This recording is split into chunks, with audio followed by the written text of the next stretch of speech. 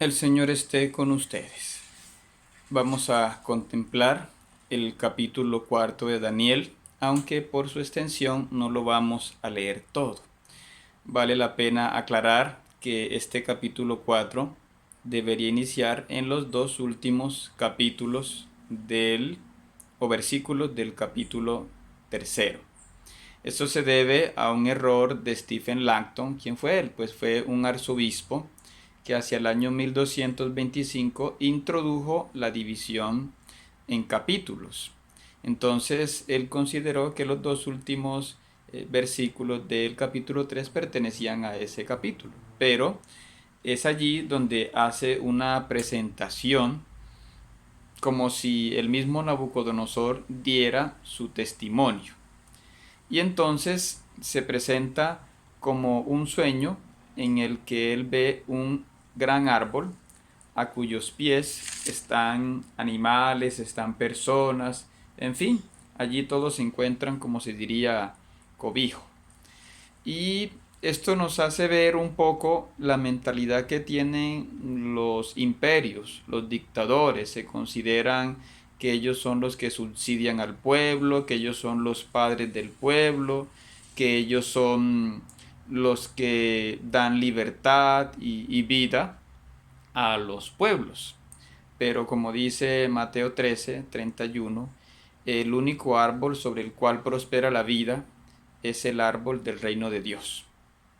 Y como nos dice el padre Alexander Dileya, el rey, a pesar de que escucha la interpretación de Daniel de que este sueño significa que él va a estar por 7 años en locura, este rey no siente la necesidad de arrepentirse, se le olvida.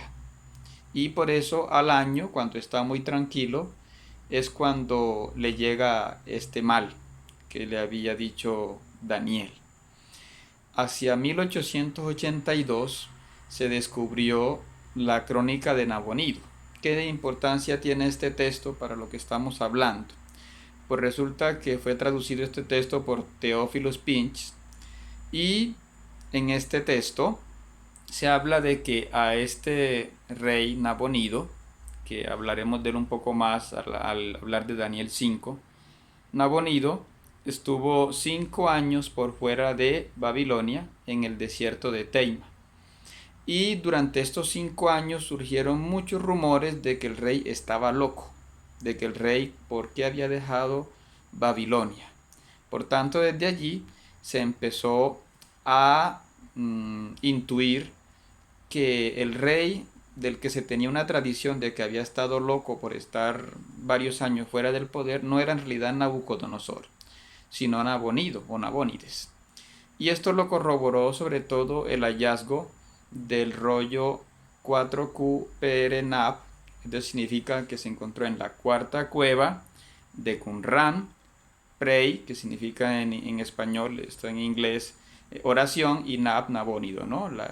La oración de Nabónido encontrada en la cuarta cueva de Qumran. Allí se encontró este texto, pero lo importante para nuestra reflexión es que este texto de Qumran, texto bíblico, no se refiere a que esto le pasó a Nabucodonosor, sino a Nabonido. ¿Sí? Este estudio está en Revista Bíblica del año 1956 y esto nos hace ver que este libro de Daniel, que recordemos es tardío, recoge relatos populares donde incluso se decía, como nos recuerda el padre Luis Harman, que había una tradición incluso en el mundo de Israel de que a Nabonido le había dado una enfermedad cutánea, pero que había llegado un adivino judío y que le había pedido que dejara la idolatría para poder así curarse. Entonces, como vemos, hay dos tradiciones sobre este rey y una de ellas es la que recoge Daniel. Vemos además que Daniel 4 es más extenso en la versión griega en los 70 que en la versión hebrea, le van añadiendo unas cosas, ¿no? En Ezequiel 17, 1 al 10, 22, 24, en Isaías 10, 33 y en Daniel 4, vemos que la imagen del árbol representa pues el poder, pero además, como nos recuerda el comentario del padre Dileya, Nabucodonosor usa aquí una expresión del Dios Altísimo. El libro se cuida de poner el nombre propio del Dios de Israel, Yahvé, ¿no? Dice el Dios Altísimo, un nombre que usaban también los pueblos vecinos. Además, se usa una palabra que es poco común en la Biblia, es la palabra Hir, que significa vigilante.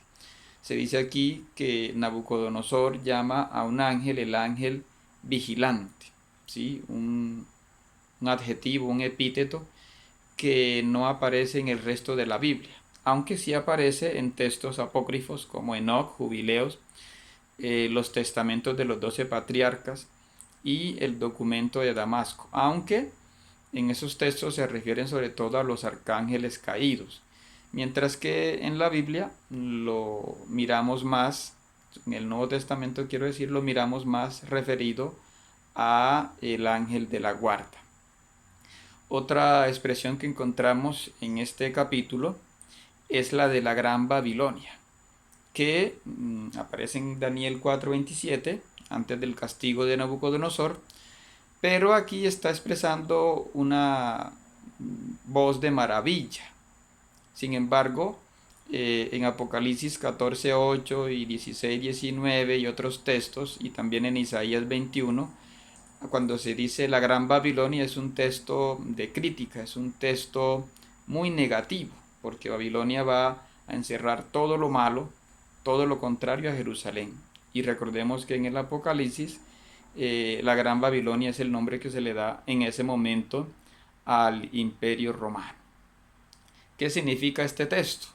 Pues así como a este rey, Nabucodonosor o Nabonido, le suceden estos 7 años de locura como penitencia, Daniel espera que a otro loco, que es el que más le preocupa, que es Antíoco IV Epifanes, también le pase algo parecido, pero para que tenga allí conversión, para que también alabe a Dios.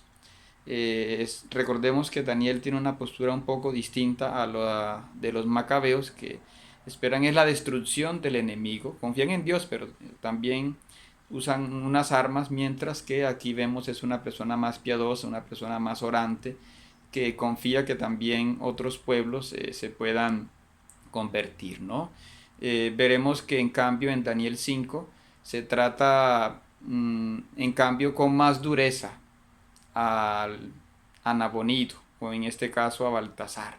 Pero bueno, ese es un texto que veremos más adelante, ¿no? Entonces, ¿qué más decir?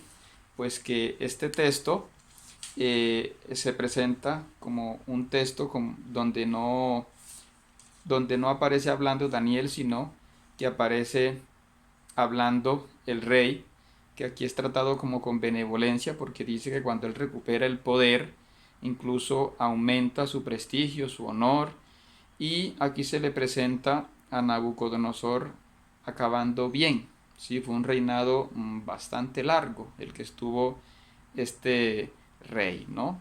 Entonces veremos que ya aquí desaparece Nabucodonosor, y ya en el capítulo 5 hablará en cambio de Baltasar.